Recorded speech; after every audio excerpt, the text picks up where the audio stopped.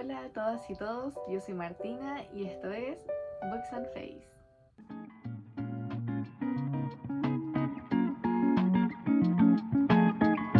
Este corresponde al Wrap-Up parte 2, donde les hablo de los libros que estuve leyendo en mayo y junio de este año. Tuve que dividir el video porque si no me iba a quedar muy largo y creo que esta fue la mejor decisión.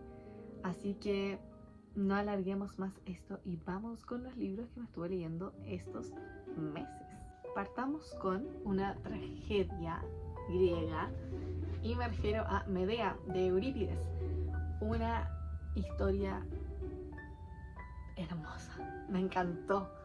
Aquí seguimos a la protagonista Medea, una mujer que es pareja de Jasón.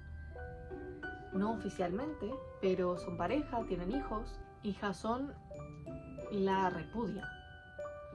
Así comienza esta obra y decide exiliarla para casarse con Corinto, porque ella le va a dar un mayor estatus a nivel social. Y esto desata una ira en Medea muy bien escrita por parte de Eurípides. Realmente supo retratar cómo se ve la ira, la rabia femenina, que es algo muy de moda actualmente, pero que, miren, hace tanto tiempo ya se había escrito sobre esto. Para ser más específica, en el 431 a.C. Me encantan las tragedias griegas porque demuestran que los sentimientos, las emociones y los problemas que tenemos como seres humanos no son nuevos, son antiguos. Podemos leer tragedias y ahí están. Ahí está una mujer que ha sido abandonada por su pareja y que decide tomar venganza y que decide acabar con todos justamente por este mal tiempo. No les quiero contar mucho más, básicamente porque es una tragedia, ya es corta y creo que es una de las que más les pueden llegar a gustar, sobre todo si son mujeres y alguna vez han sentido mucha rabia por cosas que les ha hecho algún hombre. Creo que esta es la tragedia a la cual deben acercarse. Sin dudas van a sentir un poco de satisfacción, no está de más decirlo, con lo que ocurre en la obra. Está muy bien contada, tiene algunas citas que a mí me gustan mucho, como cuando Medea se pregunta, dice: oh Zeus, ¿por qué a los hombres no les pones una marca que pueda identificar a aquellos que son buenos de los que son carroña? Algo así, estoy parafraseando un montón, pero muchas de las palabras que dije sí las contiene el texto original. Creo que es una de las tragedias con las que más he logrado conectar. Realmente me gustó mucho y se las recomiendo un montón. El siguiente es Moonwalk de Michael Jackson, que se publicó en 1988 a petición de Jacqueline Kennedy Onassis, quien habló con Michael Jackson y le dijo que necesitaba una biografía de él, y así fue justamente como llegó este libro a ser vendido mundialmente. Con tan solo 29 años, este libro recrea la trayectoria artística desde que él estaba en la escuela, las presentaciones que hizo. Por ejemplo, una de ellas que a mí es una anécdota que me encantó fue de Climb Every Mountain del musical Sound of Music, que es una de mis películas favoritas, la amo. Y Michael hizo esta interpretación cuando tenía unos 5 o 6 años y dejó sorprendidos a todos en la escuela. Muchos profesores y distintas personas que estaban ahí terminaron llorando después de verlo interpretar esta canción, que luego lo llevó a vivir un proceso de disciplina extrema a la cual su padre lo exponía tanto a él como a sus hermanos, en el que tenían que, además de estudiar, tener ensayos muy largos, horas de ensayos, luego ir a presentarse a lugares y además de todo esto ser maltratados tanto física como psicológicamente por él. Todo esto después los lleva a la creación de los Jackson 5, que estuvieron junto a Motown y que luego con el transcurso de los años quisieron desligarse para ellos poder empezar a escribir sus propias canciones y no tener que cantar las que otros escribían para ellos. Y así es como pasan a formar parte de Epic y llamarse los Jacksons, porque ya no contaban con la participación de Jermaine. Ahí también se cuenta por qué ocurre esto, hay un montón de datos en realidad, que a mí me gustó mucho conocer de Michael Jackson. Y ya hacia el final de esta autobiografía vemos cómo Michael se separa de su familia, escribe el álbum Of The Wall, que no obtiene el reconocimiento que a él le gusta. De hecho solo ganó 2 Grammys y eso a él lo dejó muy disconforme. Y fue justo después de que ocurriera eso que decide que va a escribir, citando textualmente lo que dice, el álbum más vendido de todos los tiempos. Y así ocurrió. Después de eso sacó Thriller, que fue un éxito a nivel global. Y años más tarde, que es el término ya del libro, sacó Bad. Hay muchas anécdotas en este libro. Ya les conté una. Otra que me gusta mucho es que cuando estaba escribiendo Billie Jean estaba tan dentro de la canción, tan metido, pensándola tanto, que iba en un auto con alguien a su lado y de repente le dicen Michael, Michael, y es porque el auto se estaba quemando atrás, los habían chocado y el auto empezó a quemarse y él no se había dado cuenta de nada porque iba pensando en Billie Jean, en los beats, en cómo iba a ser la letra, etc. Como estas hay un montón de otras anécdotas que yo creo que conectan diferente con cada persona que lea esta historia, y que hice un post dedicado a esta autobiografía de 20 slides en Instagram. Me tomé mucho tiempo, estuve literalmente 24 horas haciendo eso. Y si les gusta Michael Jackson, creo que podrían sin dudas darle la oportunidad a ese post. Y este libro fue excelente, pero no lo recomiendo solo para fans, lo recomiendo para todas esas personas que quieren ser grandes, que realmente confían en ustedes mismos y quieren acceder en cualquier ámbito a la grandeza, porque Michael lo logró y da muchos tips para llegar a ese lugar. Luego me acerqué a B13, Crónica Judicial de Manuel Carrer. Este libro me lo estuve leyendo para la universidad y abreviado B13 es Viernes 13, un día en 2015 en el que se desató un atentado islamista en el Estadio de Francia, en el Teatro Bataclan, donde se estaba desarrollando un concierto de música, y también en unas terrazas próximas, que acabó con la vida de 137 personas y que dejó a 415 heridos. Por lo tanto, acá Manuel Carrer hace una reconstrucción de lo que fue el juicio que se realizó producto de todos estos ataques. El libro está dividido en 3 partes. La primera, las víctimas; la segunda, los acusados; y la tercera, el tribunal. Y en la primera parte cuenta la historia de distintos familiares que nos acercan a conocer a las víctimas desde distintos puntos, desde víctimas que no existieron y que decían que tenían a familiares en el lugar, todo esto para sentir que pertenecían a un lugar, y que luego evidentemente también fueron juzgadas por mentir. También a familiares que vieron sus vidas totalmente afectadas por los hechos, a víctimas que lograron sobrevivir pero que tuvieron secuelas de trauma después del evento gigantescas, y así un montón de otras historias que realmente a uno lo conmueven, que te sorprenden y que te dejan con el corazón en un hilo viendo todo el dolor que tuvieron que pasar.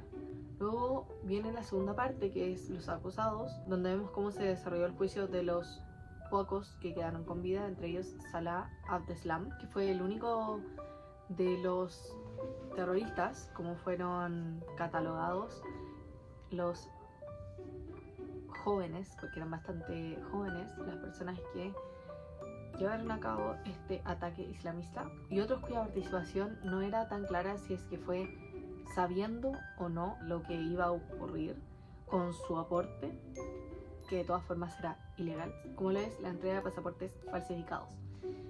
Y después de todo esto llegamos a la última parte, que es el tribunal, básicamente el veredicto final. ¿Qué es lo que ocurre después de todo esto, después de 5 años? Este libro es extraordinario en la forma en la que está contado. Es una crónica genuinamente sorprendente, muy respetuosa, en la que Manuel se mantiene lo suficientemente distante para que uno no vea que hay una persona subjetiva con su mirada intentando hacernos creer en una u otra cosa, sino que hay un periodista que está intentando ser lo más objetivo para que lleguemos a comprender y a conocer todos los hechos que se llevaron a cabo en el juicio. Es una crónica cruda porque algunos testimonios son muy vívidos, pero creo que vale totalmente la pena leerlo y que realmente deberían acercarse a esta historia. No va a ser difícil. Emmanuel tiene una forma de escribir que no es densa y lo único que les diría es que tengan cuidado con los temas que se tocan. Más allá de eso, es una crónica que les dejo totalmente recomendada. El siguiente es Wishes, de Catalina Giselle Torza Espinosa, un libro que me estuve leyendo y por el cual entrevisté a la autora, como también a la del siguiente libro que les comentaré después. Pero acá seguimos a Alexander Leblanc, un brujo que concede deseos a cambio de recuerdos o historias.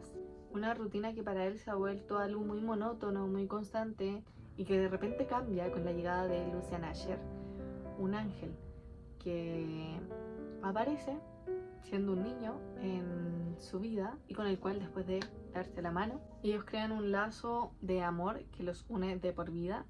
Por lo tanto, cuando Lucian crezca, ellos tendrían que ser pareja.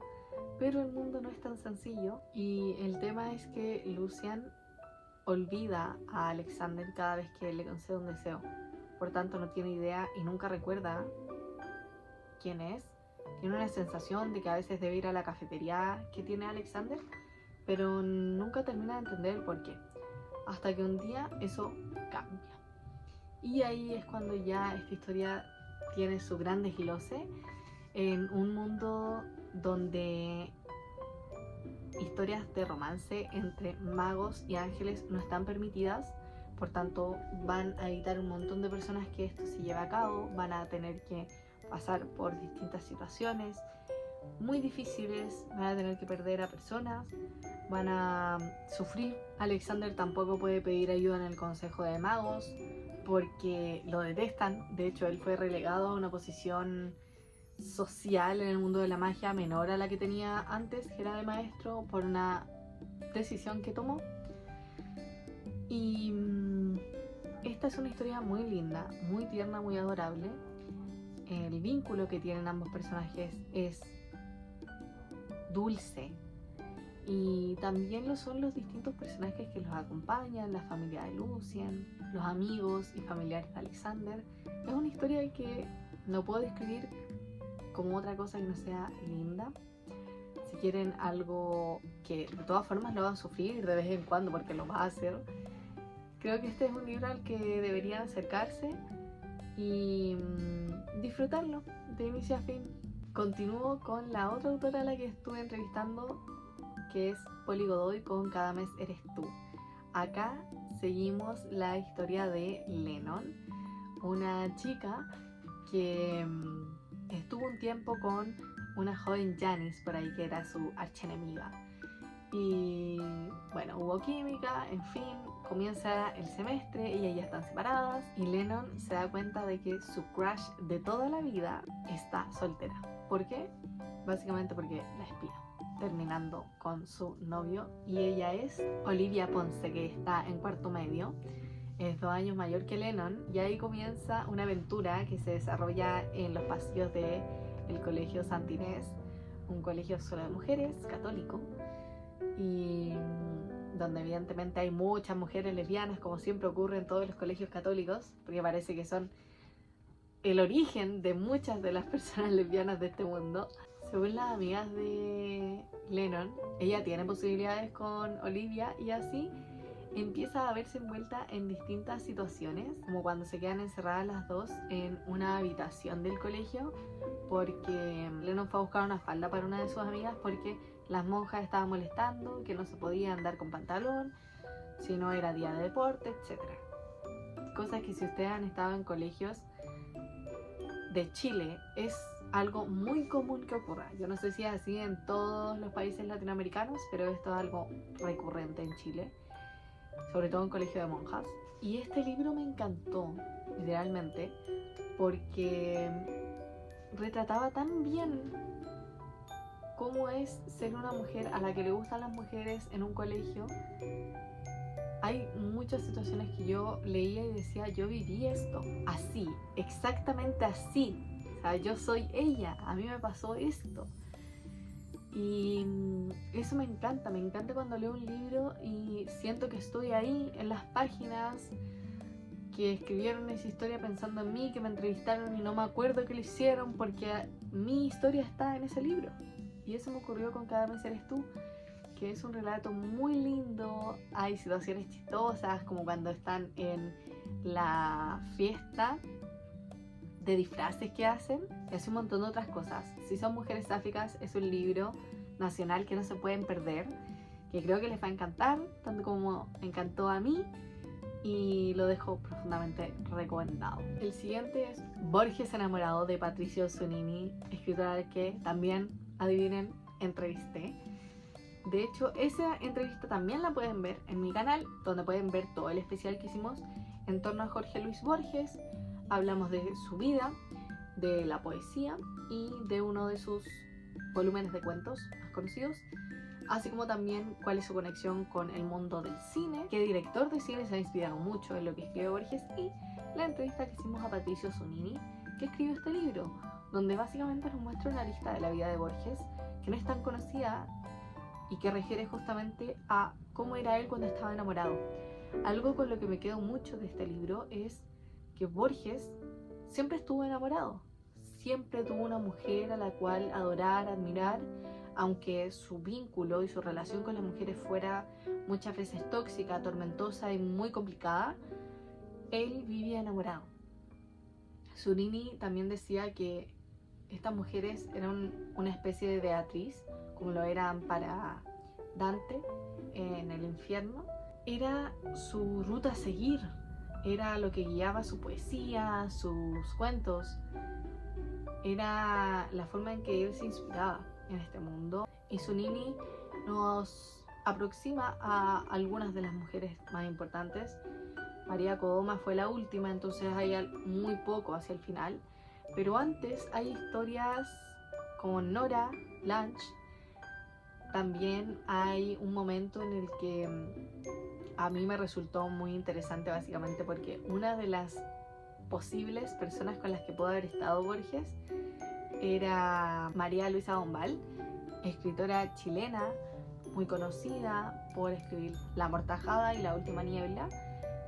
Y el relato que él hace, cómo cuenta, que también nos aproxima un poco a su propia historia personal, así como también lo hace con todas las otras mujeres que pudieron resultar importantes en la vida de Borges, como la propia Elsa Stete, con la que tuvo una relación terrible Borges, porque se conocieron cuando eran jóvenes, luego después de un montón de años se reencontraron, dijeron esto quizá funcione y no, fue terrible. Y una anécdota que a mí me resultó muy divertida, pero para Borges debe haber sido terrible del libro, es que tuvo que hacer un montón de cosas para intentar ocultarle a Elsa que quería divorciarse de ella porque estaba prohibido en esa época en Argentina, que parecía como algo de los ilusionistas, porque tuvo que esconder los papeles en un libro, después meterlo en una caja, que vinieran unos compañeros y un montón de cosas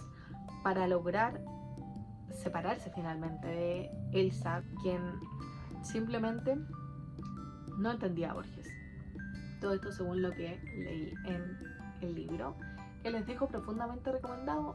Zunini también escribió otro libro que se llama Borges en la biblioteca, que refiere a los años en los que él estuvo en la Biblioteca Nacional de Argentina, creo que era. Me puedo estar equivocando en qué biblioteca era, pero básicamente él trabajaba en eso, además de escribir. El siguiente es Clase Media, un mito a la medida, de Oscar Contardo, periodista chileno al cual estuve entrevistando este año en el programa literario. Y en este ensayo, diría más bien que es, él reflexiona en torno a cómo la sociedad chilena ha tenido siempre una tendencia a clasificarse independiente del estrato social en el que se encuentre en la clase media. De ahí la pregunta, ¿qué es la clase media?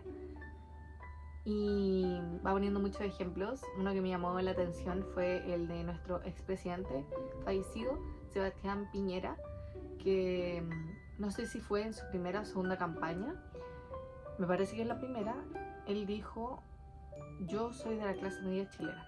Sebastián Piñera es una de las personas más millonarias que habitaron Chile y además tuvo posibilidades de ir a estudiar al extranjero, entre muchas otras cosas, que a uno lo hacen cuestionarse justamente, si él es clase media, entonces yo qué soy, yo que no he tenido ninguna de esas posibilidades. Eso es justamente lo que hace Óscar Contardo en esta novela, donde va poniendo distintos casos que ejemplifican bastante bien cómo pertenecer a otra posición es mal visto. Y por eso justamente las personas han tendido a posicionarse como clase media, incluso cuando las estadísticas dicen que el sector social que menos personas contiene es la clase media. Hay más personas con mucho dinero y con muy poco dinero que aquellas que se encuentran en el centro.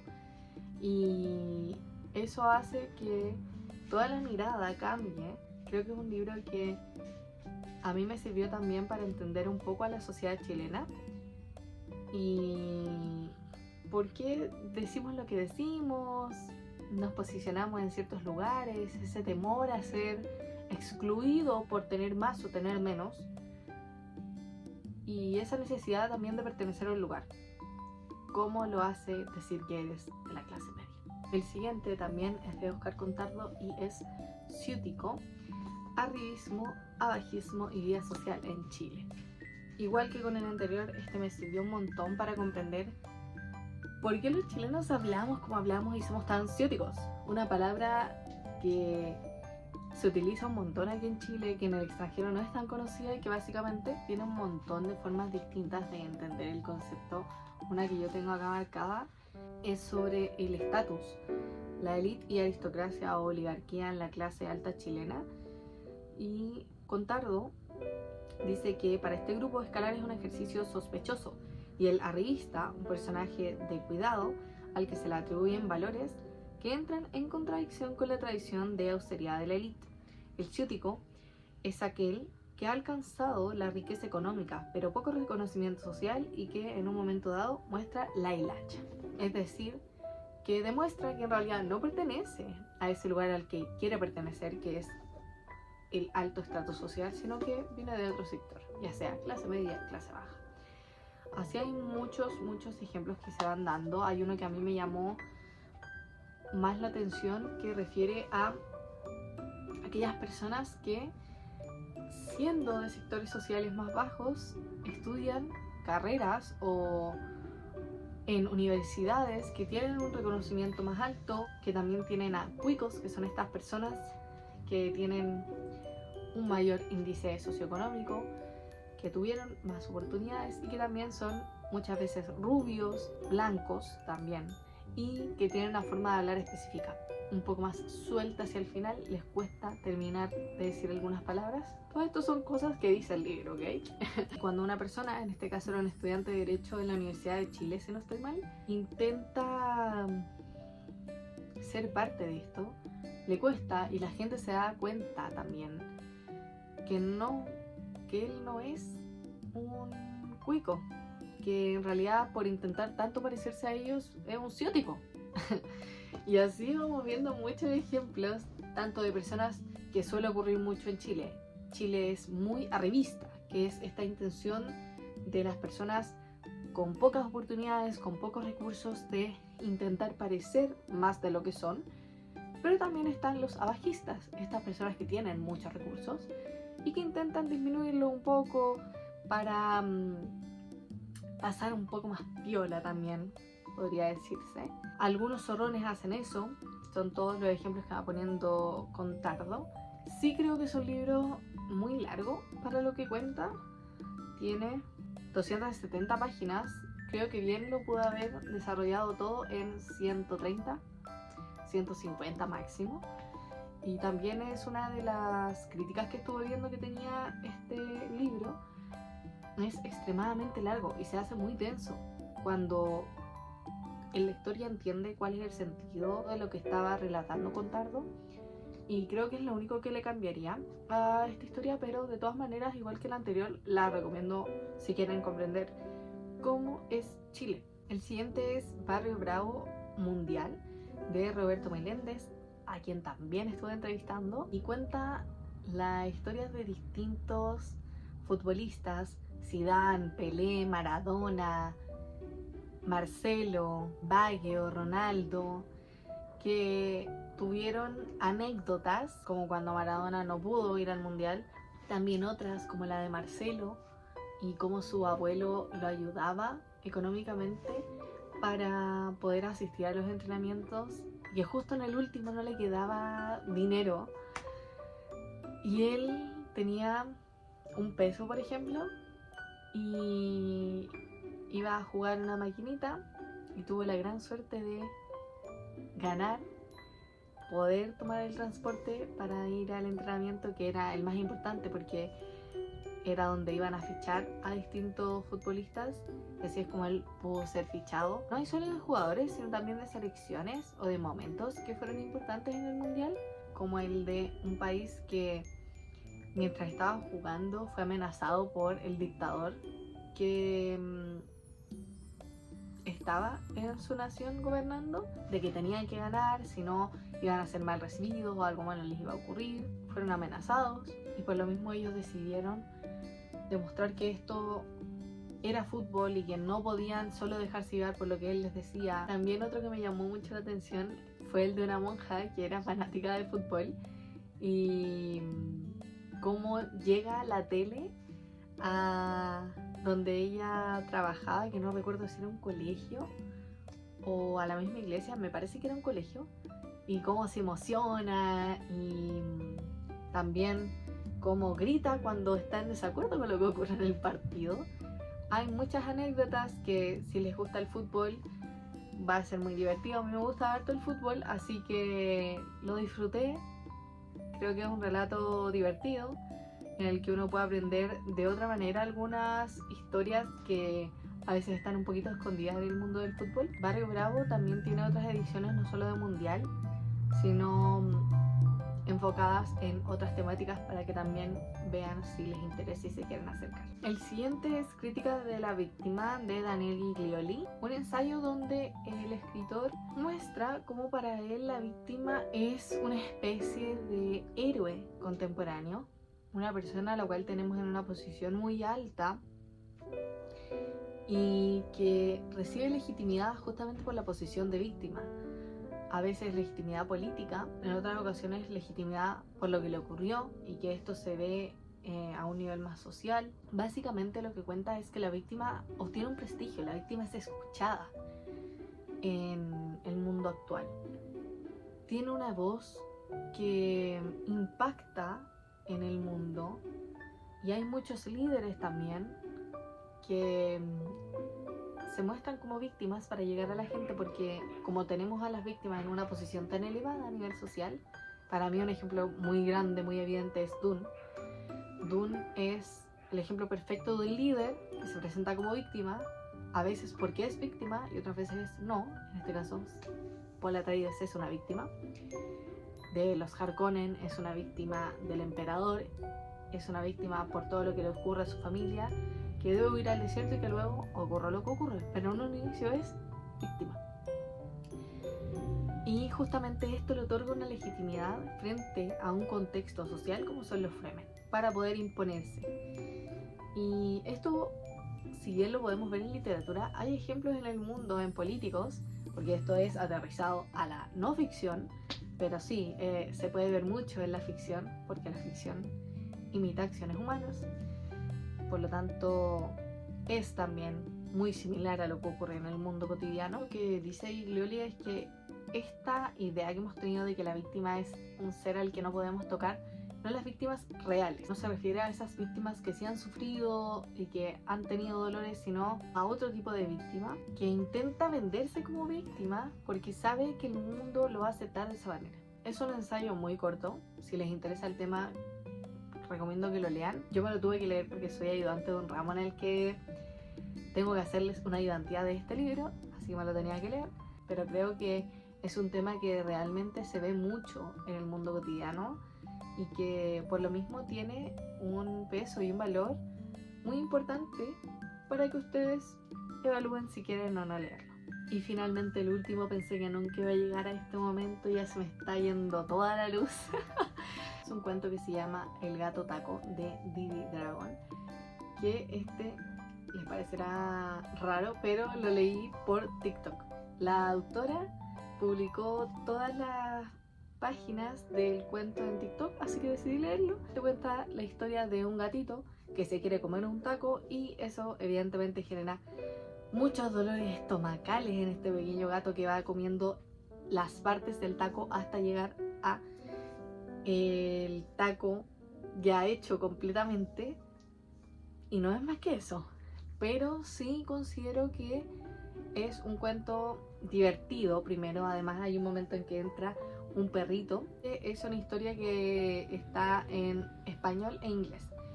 Entonces, si a sus hijos, sobrinos, etcétera, quieren acercarlos a el inglés o al español, creo que es una historia que podría servir bastante para eso.